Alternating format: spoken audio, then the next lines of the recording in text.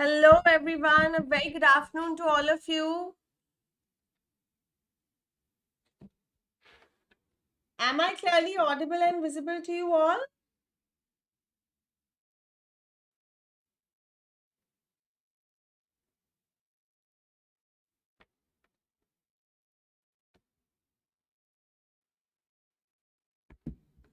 Very good evening, very good afternoon.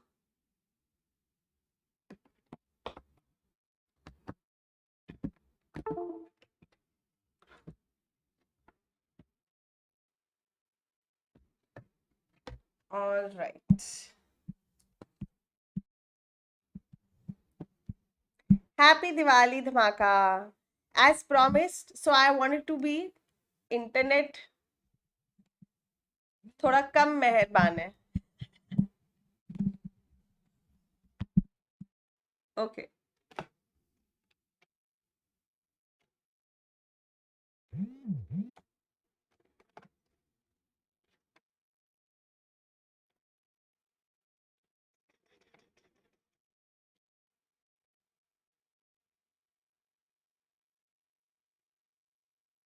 All right. We have a little internet instability. इसको थोड़ा stable होने देते हैं.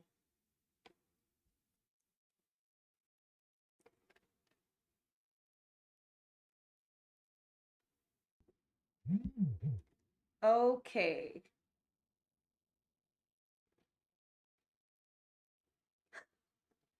I'm stuck on a Hanuman face.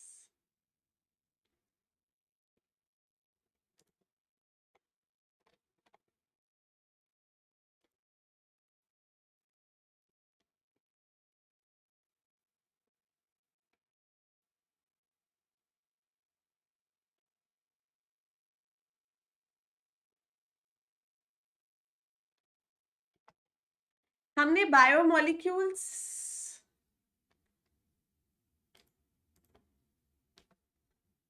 I know there's a little bit of lag.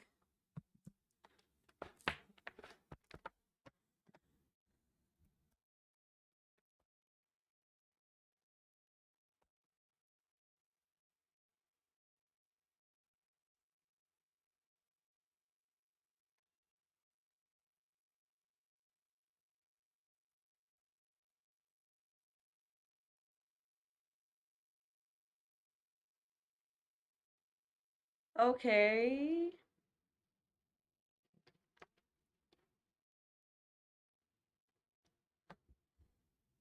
हे इंद्र देवता, हमारे internet को अच्छे से चलने दे, हमारी क्लास चलने दे.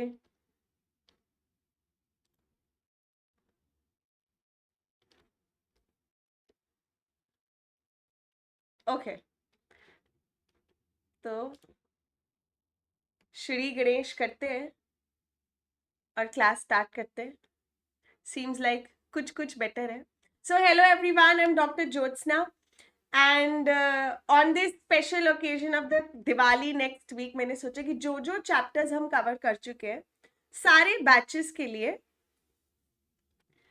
be it rankers और leaders और संजीवनी, हम उनके questions आपके साथ discuss करें. So what I've planned is कि एक दिन आपके साथ previous year question discuss करूंगी, your 16, 17, 18, 19, 20, 21, and एक दिन उसका menti आपके साथ करूंगी.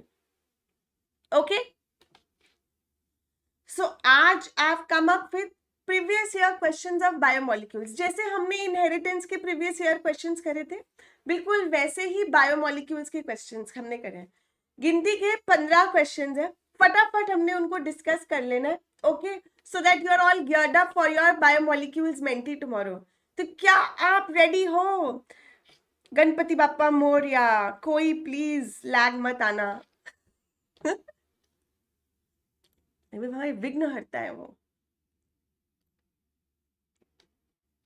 All right. So we start with our first question, darlings.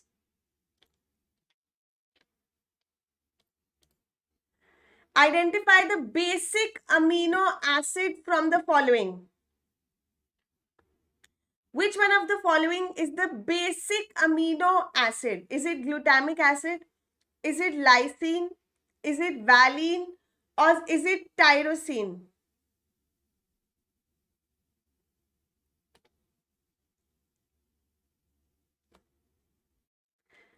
A, B, C or D? Which of the following is a basic amino acid? Very good बच्चे, it's B, lysine. हम पढ़ते हैं ना that lysine and arginine, they both. चलेंगे next question. Match the following. कि catalytic activity को inhibit करने वाला कौन है? पेप्टाइड बॉन्ड किसमें देखने मिलेगा आपको? Cell wall material in fungi क्या है?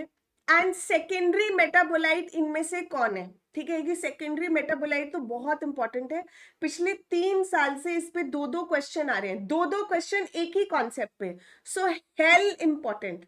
हाँ जी, टिक टिक 1 2 3 4 5 6 7 8 9 10. वेरी करेक्ट मोहित.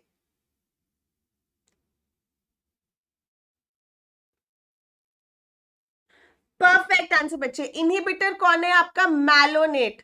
पेप्टाइड बॉन्ड आपको किस में देखने को मिलेगा? जो कि आपका प्रोटीन होगा, which is collagen.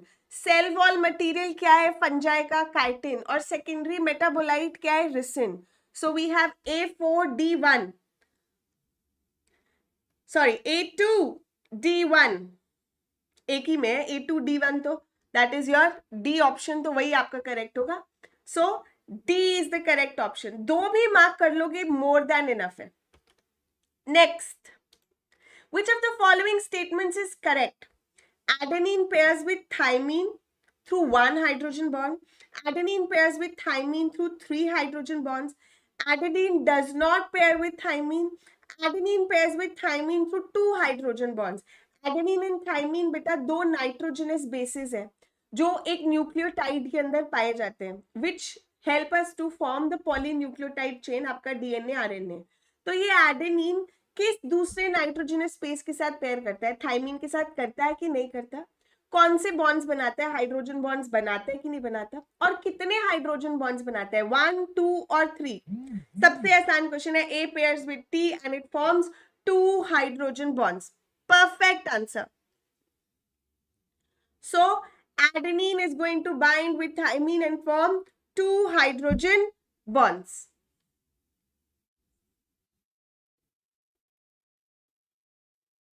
Next,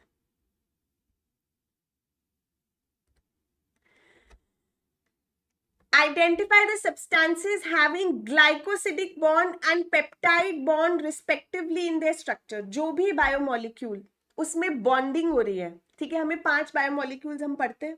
carbohydrate, lipids, proteins, nucleic acids and enzymes. उन सब का स्ट्रक्चर हमें पढ़ना होता है कि कौन पॉलीमेरिक है, कौन मोनोमेरिक है, और अगर पॉलीमेरिक है तो उनमें कौन से बॉन्डिंग देखने मिलते हैं. ग्लाइकोसिडिक बॉन्ड आपको कौन से पॉलीमर में देखने मिलता है? पेप्टाइड बॉन्ड आपको कौन से पॉलीमर में देखने को मिलता है? बिल्कुल ये PYQ है. इतने आसान बेसिक, बिल्कुल बेसिक. और प्रीवियस ईयर क्वेश्चन है 16, 17, 18, 19, 20, 21. बहुत पुराने भी नहीं है. So we know that glycosidic bond is present in your polysaccharides, that is your carbohydrate, your sugars, and peptide bond is present in your proteins. So इसमें से ग्लिसरॉल तो आपका अल्कोहल है, वो नहीं. आपका सेल्यूलोस एक कार्बोहाइड्रेट है, पर आपका जो लेसिथिन है वो एक फॉस्फोलिपिड है, तो वो भी नहीं.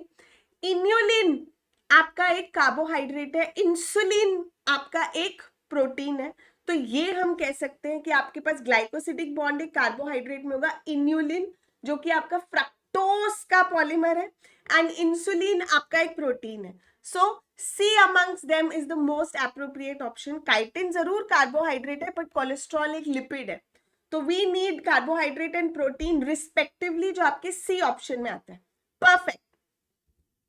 Which one of the following is the most abundant protein in animals? एक क्वेश्चन होता है most abundant protein in biosphere.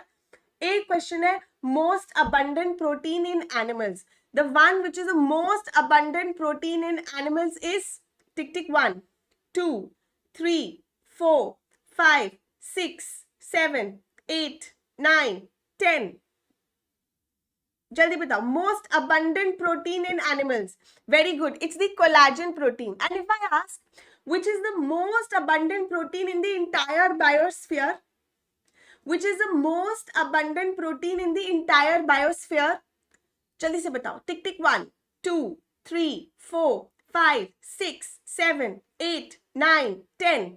Very good, Shweta. Perfect answer. The most abundant protein in the entire biosphere is Rubisco enzyme. Perfect answer, जो आपका carboxylation oxygenation करने में काम आता है during photosynthesis.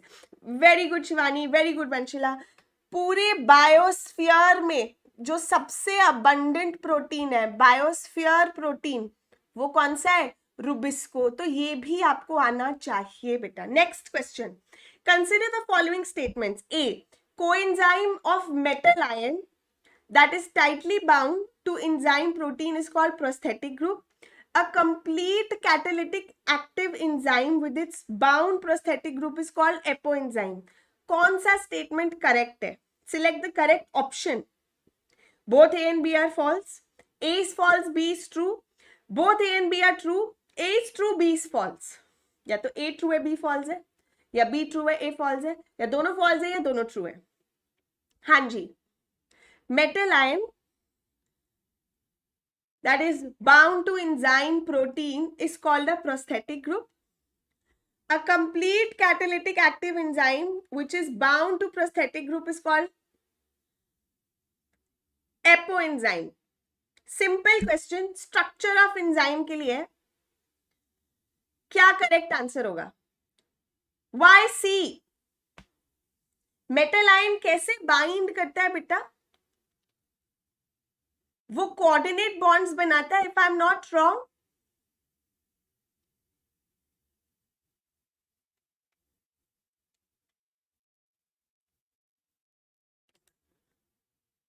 And it is tightly bound. No, C will not be the correct answer. आप सब जिस डायरेक्शन में जा रहे हैं उस चीज को करेक्ट करिए. D will be the correct option बच्चे. The reason why, आपका जो कोएंजाइम मेटल है, ठीक है, वो एक प्रोस्थेटिक ग्रुप की तरह एक्ट कर सकता है. ठीक है, जो आपका को फैक्टर है, basically it should have been written here cofactor, not coenzyme. Metal ion is always a cofactor. 3 तरीके के को फैक्टर्स होते हैं. हाँ, इट इज एक मेटल आयन हो सकता है, एक प्रोस्थेटिक ग्रुप हो सकता है, कोएंजाइम हो सकता है. Ideal statement should have been यहाँ पर कि एक को फैक्टर है, पर ये प्रीवियस ईयर क्वेश्चन है तो हम इसको बदल नहीं सकते.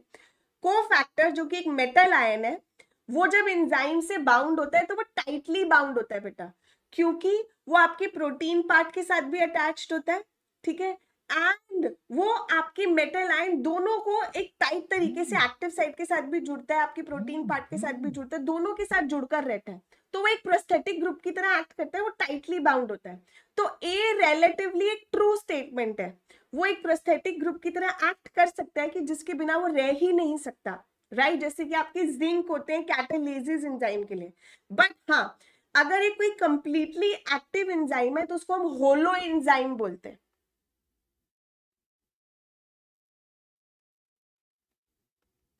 Holo enzyme where we have the non-protein part apoenzyme plus cofactor.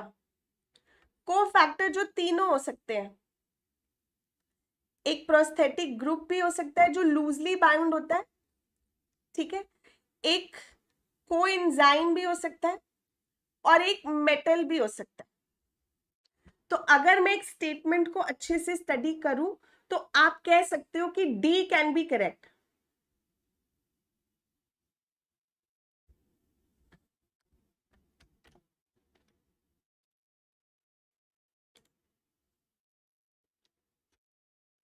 Is this thing clear? All the books are more or less the same way.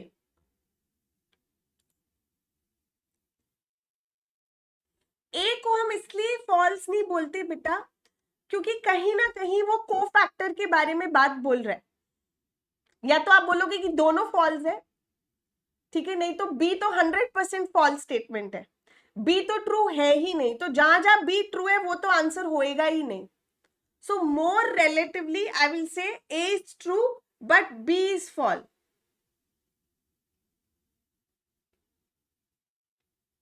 ठीक है बच्चे, we have done this chapter in Sanjeevani batch. So for them, this is completed. चले आगे. Which of the following glucose transporters is insulin dependent? देखिए insulin आपके glucose metabolism में help करता है, ग्लूकोज अपटेक में हेल्प करता है, it utilises glucose, it actually promotes glucose utilisation. आपके ब्लड में से ग्लूकोज उठा के लिवर सेल को देना, उसको मेटाबोलाइज करना, असिमिलेट करना कि उससे फैट, आपका ग्लाइकोजन, आपकी प्रोटीन्स, जो भी आपकी एनर्जी है वो उसमें बनते रहे. So this Uptake of glucose which is activated by insulin, it is done by which glucose transporter? GLUT1, 2, 3, 4.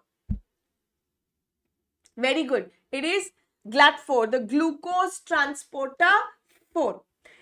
Purines are found both in DNA and RNA. Purine जिसको हम बोलते हैं purest relationship, जो मैं बोलती हूँ कि the one which you choose, you are not given it, है ना. आपको कुछ रिलेशंस मिलते हैं जो आपको बाउंड होते हैं कि भगवान ने आपको इस फैमिली में पैदा करके भेजा है, इसको आपका भाई बहन बना के भेजा है, but there is are relationships which you choose, your friends and your life partner. तो वैसे कि जो भी अपने लाइफ पार्टनर को एड्रेस करता है वो एजी ओजी टाइप करता है ना, तो A and G are the purines of the purest relationship. Adenine and guanine, ये दो ऐसे प्यूरिन्स हैं जो आपको डीएनए में भी मिलेंगे और जो आपको आरएनए में भी मिलेंगे. So what is going to be the correct answer? Purines found both in DNA and RNA are adenine and guanine. बेटा जो आपके pyrimidines होते हैं, है ना, पिटाई लगाने वाले, वो अलग अलग होते हैं, है ना. कभी अच्छे काम करोगे तो पिटाई नहीं लगेगी, बुरे काम करोगे तो पिटाई लगेगी. तो वो जो आपका थायमीन और यूरासिल है, ठीक है, वो आपके अलग अलग में पाए जाते हैं. Thymine is seen in DNA, uracil is seen in RNA. Concanavalin A, very very very important. ये किस तरीके का बायोमोलिक्यूल है? सबसे पहले तो what type of biomolecule is it? Concanavalin A, is it a primary metabolite और a secondary metabolite? Quickly answer me. Tick tick 1 2 3 4 5 6 7 8 9 10. What kind of biomolecule is concanavalin A? Is it a primary metabolite or a secondary metabolite? जल्दी बताओ. It's a secondary metabolite. And when it is a secondary metabolite, what kind of a secondary metabolite is it? क्या ये एक alkaloid है? क्या ये एक toxin है? क्या ये एक पिगमेंट है, एक एसेंशियल ऑयल है, या ये एक लेक्टिन है? It's a lectin my dear. ये पिगमेंट नहीं है. पिगमेंट आपके कैरोटीन वगैरह होते हैं. ये अल्कलॉइड भी नहीं है जैसे कि आपके हाइड्रोकोलॉइड्स होते हैं. ये एसेंशियल ऑयल भी नहीं है. It's a lectin my dear. Concanavalin is a lectin. Very important. कौन सा सेकेंडरी मेटाबोलाइट एक टॉक्सिन है, कौन सा सेकेंडरी मेटाबोलाइट एक एसेंशियल ऑयल है. वो जो टेबल दिया हुआ है ना सेकेंडरी मेटाबोलाइट का, उसको तो रट लो, चाट लो, घोट लो. सोते हुए भी कोई तुमसे पूछ ले तो तुम्हें इसका आंसर आना चाहिए, जैसे भी करो, है ना. That is a very very very important table. हर साल क्वेश्चन आ रहा है, दो दो क्वेश्चन आ रहे हैं उससे. इस साल भी 2 questions from the same table. 2 questions from 1 table, माने 8 नंबर. बताओ, 8 नंबर के लिए टेबल नहीं चाट सकते? क्यों नहीं कर सकते? बिल्कुल कर सकते. The 2 functional groups characteristic of sugars. Sugars माने आपके जो कार्बोहाइड्रेट्स में आते हैं, हाइड्रेट्स ऑफ कार्बन, है ना, उसमें 2 फंक्शनल ग्रुप जो आपको देखने मिलते ही मिलते हैं. शुगर्स को हम कैसे आइडेंटिफाई करते हैं? दीज आर पॉलीहाइड्रोक्सी एल्डिहाइड्स और पॉलीहाइड्रोक्सी कीटोन्स. जिसको भी नहीं आता, कार्बोहाइड्रेट्स होते हैं बेटा sugar. They are hydrates of carbon and 2 functional groups that you find in each sugar. एक हाइड्रोक्सिल ग्रुप तो होगा ही होगा, एल्डिहाइड, या फिर एक हाइड्रोक्सिल ग्रुप और एक ketone. So they are polyhydroxy aldehyde, aldo sugars, और polyhydroxy ketone ketose sugars. So 2 functional groups which you will always find in sugar is a hydroxyl and a carbonyl group. Carbonyl group आपका ये C double bond O वाला, या तो ketone वाला होगा या aldehyde वाला होगा. And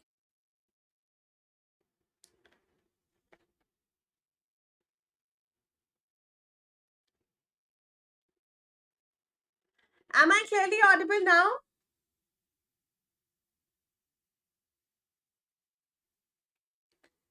Amandeep, I am your fan यार. सब्र का फल मीठा होता है.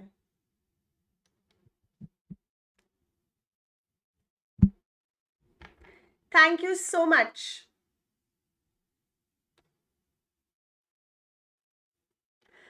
मैं तो क्वेश्चन आपके साथ लाइव ही डिस्कस करूंगी यार. ग्रुप पे तो कोई भी कभी भी भेज सकता है. नहीं, फाइनली यस. देखो, ट्राई करते रहना चाहिए. प्रॉब्लम्स हमेशा आएंगे, हिकअप्स हमेशा आएंगे. अच्छा काम करने से आपको दुनिया रोकेगी, बट क्या कहते हैं ना, अगर आपके इरादे नेक हो और पक्के हो तो पूरी कायनात भी लग जाए तो भी हम उसको करेंगे. तो yes, we are going to do this discussion complete. 11th question. Which of the following are not polymeric? Protein, polysaccharide, lipid, nucleic acid. कौन है इनमें से जो मोनोमर है, जिसका मॉलिक्यूलर वेट भी कम है, फिर भी वो बायो मैक्रोमोलिक्यूल की तरह पढ़ा जाता है? Which of them is it? Protein, polysaccharide, lipid और nucleic acid. Very good, it's lipid. And हम कहते हैं कि बायो मैक्रोमोलिक्यूल लिटरली नहीं होते हुए भी, पॉलीमेरिक नहीं होते हुए भी, मॉलिक्यूलर वेट 10,000 डाल्टन से कम होते हुए भी, lipids are a part of dash pool of the cell. Lipid are a part of dash pool of the cell. बिल्कुल, हम अंबुजा सीमेंट से भी स्ट्रॉन्ग इरादे रखते हैं. Which pool? Lipids are a part of dash pool of the cell. Tick tick. 1 2 3 4 5 6 7 8 9 10. Very correct Shweta. सिर्फ 18 से 800 Dalton तक का इनका वेट होता है. परफेक्ट आंसर ग्रीवा. वेरी गुड सुचेतना, कि ये एक एसिड इनसॉल्युबल पूल का हिस्सा होते हैं. इतना बड़ा वेट ना होते हुए भी, मैक्रोमोलिक्यूल ना होते हुए भी, ये क्यों एसिड इनसॉल्युबल पूल का हिस्सा होते हैं? क्योंकि ये हर जगह पाए जाते हैं, सेल मेम्ब्रेन में पाए जाते हैं. Because of the very same reason bio macromolecules में पढ़े जाते हैं. Very important. चले, which of the following statements is correct? अरे ये तो हमने अभी करा है. What is a holo enzyme? जल्दी से बता दो. टिक tick. 1 2 3 4 5 6 7 8 9 10. Apo enzyme, holo enzyme, को एंजाइम, कौन सा करेक्ट स्टेटमेंट है? ये तो बहुत आसान है कि एक कंप्लीट एक्टिव एंजाइम में क्या क्या पार्ट होते हैं. प्रोटीन और non protein. Hi sun god, how are you? Hello enzyme. मुझे सूर्य नारायण को ना सन गॉड बोलना बड़ा अच्छा लगता है.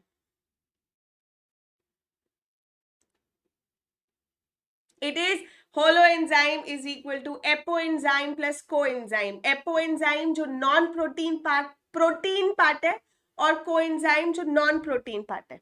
What is apoenzyme? It's the protein part. Okay.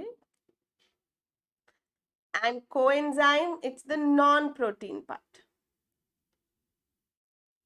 Can be organic, can be inorganic. Yes. चले, ये क्वेश्चंस अब की बार 2021 के नीट में आए. 3 क्वेश्चंस अकेले बायोमोलिक्यूल से. तो आप लगा लो बायोमोलिक्यूल अकेला 12 नंबर का.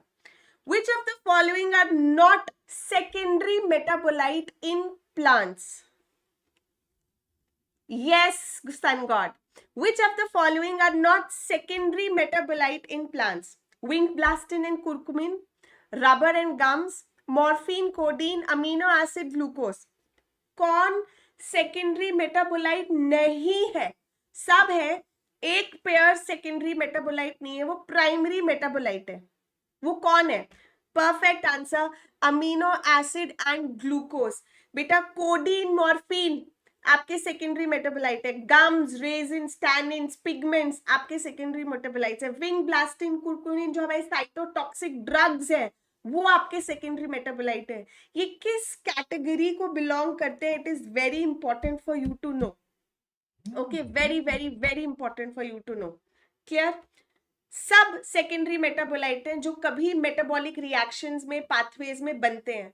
जो आपके सिंगल सिंगल मॉलिक्यूल्स हैं वो आपके मोनोमेरिक कंपाउंड्स जो होते हैं बेटा, मोनोमर्स, वो आपके प्राइमरी मेटाबोलाइट होते हैं। हमेशा ध्यान रखना, मोनोमर्स प्राइमरी मेटाबोलाइट होते हैं, जो पॉलीमर्स होते हैं वो सेकेंडरी मेटाबोलाइट होते हैं। Okay, monomers are your primary metabolite. Monomer का जुड़ जुड़कर जो पॉलीमर बनेगा, एक क्वेश्चन मुझसे कभी बच्चे ने पूछा था, मैम सेल्यूलोज प्राइमरी मेटाबोलाइट होगा कि सेकेंडरी? अगर आ जाए तो आपकी एनसीईआरटी के टेक्स्ट टेबल में सेल्यूलोज सेकेंडरी मेटाबोलाइट है क्योंकि वो पॉलीमर है। तो अगर चूज करने को आ जाए ग्लूकोज और सेल्यूलोज, तो ग्लूकोज मोनोमर है, प्राइमरी मेटाबोलाइट है।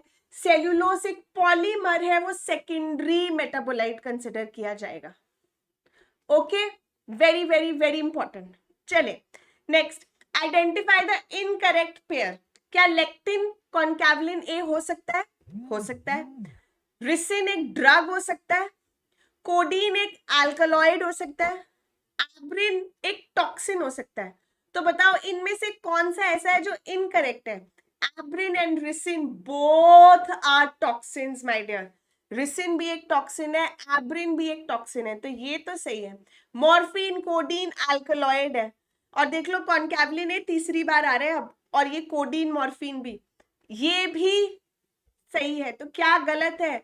रिसिन एक ड्रग नहीं है। ड्रग कौन है आपके? विंक ब्लास्टिन एंड कुर्कुमिन, ये आपके ड्रग में आते हैं। Is this thing understood? तो आपको सेकेंडरी मेटाबोलाइट वाला टेबल में बार बार बोल रही हूँ, चाट लो, घोट लो, रट लो, जो मर्जी कर लो, ये आपको आना ही चाहिए, कॉन्सेप्ट आना चाहिए। प्राइमरी मेटाबोलाइट क्या होता है, सेकेंडरी मेटाबोलाइट क्या होता है? प्राइमरी मेटाबोलाइट मोनोमर्स होते हैं, सेकेंडरी मेटाबोलाइट पॉलीमर्स होते हैं। वो जो एक चार्ट पूरा पेज का दिया हुआ है ना बायोमोलिक्यूल्स में, जिसके अंदर सारे ग्लूकोज का, आपके अमीनो एसिड का, आपके न्यूक्लियोटाइड का, ये सब मोनोमर्स का डायग्राम है, वो आपके प्राइमरी मेटाबोलाइट है। उसके अलावा सब सेकेंडरी है। Okay, last question for the day, which is the last question that came in this time 2021 NEET paper. List 1 को लिस्ट 2 से मैच करना है। बॉन्डिंग की बात करी गई है। प्रोटीन में कौन सा बॉन्ड है? अगेन पहले भी आया हुआ है बॉन्डिंग का क्वेश्चन, फिर से आ गया, आपकी बार मैच द कॉलम में आ गया। अनसैचुरेटेड फैटी एसिड में कैसा बॉन्ड देखने मिलेगा? न्यूक्लिक एसिड में कौन सा बॉन्ड देखने मिलेगा? पॉलीसैकेराइड कार्बोहाइड्रेट में कौन सा बॉन्ड देखने मिलेगा? तो we know carbohydrates, polysaccharide, sugar, sugar के बीच में glycosidic bond. Nucleic acid backbone is formed by phosphodiester bond. Unsaturated fatty acid have double bonds and triple bonds. Protein has a peptide bond. So A4 in 2, B1 in only 1, C2 and D3. So third becomes the correct option. बात समझ में आई? That every time, especially for biomolecules, bonding very important. Secondary metabolite, primary metabolite very important. Enzyme very important. Lipid identifies, ज्यादातर जो questions आते हैं ना, जो फोटोएं दी हुई हैं, जो पिक्चर्स दी हुई हैं, उनकी आइडेंटिफिकेशन पे आते हैं, टेबल्स पे आते हैं। एंड एंजाइम पे तो क्वेश्चन आता ही आता है। Holo enzyme, apo enzyme, prosthetic group, naming, एक क्वेश्चन तो पक्का है कि आपके एंजाइम के ऊपर आना ही आना है, right? So you can expect 2 to 3 questions coming from biomolecules in your exam, about 8 to 12 marks only and only from one chapter, that is biomolecules. Yes, so prepare yourself very well. कल हम mentee लेंगे same time 3 o'clock for biomolecules. Again मैं कुछ internet वालों की खिंचाई करके रखूंगी कि हमारा इंटरनेट प्रॉब्लम नहीं है। We will be conducting Menti of about 50 to 80 questions from the chapter biomolecules only, approximately 50 to 70 questions I think. And whosoever wins, again whosoever wins, we have a prize money, ठीक है, 500 rupees. सो जितना mentee हम YouTube पे live करेंगे सब पे 500 rupees prize money है, but only the winner will get the prize, only one, first 10 नहीं। अल्टीमेटली जो जीता वही Sikandar. Okay, so be ready for Menti of biomolecules tomorrow, same time same place darlings. I am going to see you till then, hasta la vista, bye bye. कल पढ़ के आना, बड़ा मजा आने वाला है, ठीक है जी। So on that note I am going to bid you goodbye. ये पूरा पावरपॉइंट प्रेजेंटेशन, इसके सारे क्वेश्चंस जो है हम आपको उड़ान रैपिड रिवीजन नोट्स वाला जो टेलीग्राम चैनल है उस पर दे देंगे। मेंटी कल जब आप आएंगे तब आपसे कोड शेयर किया जाएगा, तो जितने लोगों को शेयर कर सकते हैं कर दीजिए कि कल बायोमोलिक्यूल्स का मेंटी है। जितना कंपटीशन अपने लिए ला सकते हैं ले आए, क्योंकि जितने ज्यादा लोगों में आप फर्स्ट आओगे उतना आपका कॉन्फिडेंस बूट होगा, है ना, बूस्ट होगा।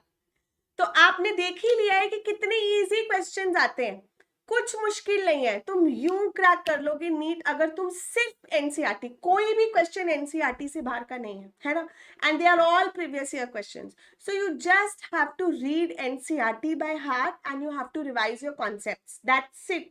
उसमें कोई 30 मार्क का काम नहीं करना आपको, है ना। तो तुम सब फन्ने खा बन सकते हो, बस अपने आप को तैयार रखो, एनसीईआरटी अच्छे से पढ़ो। सो ऑन दैट नोट अगेन, मैं कितनी बार बाय बोलती हूँ, मैं फिर से बकबक करने लग जाती हूँ। सो अभी फाइनल वाला बाय है, ओके।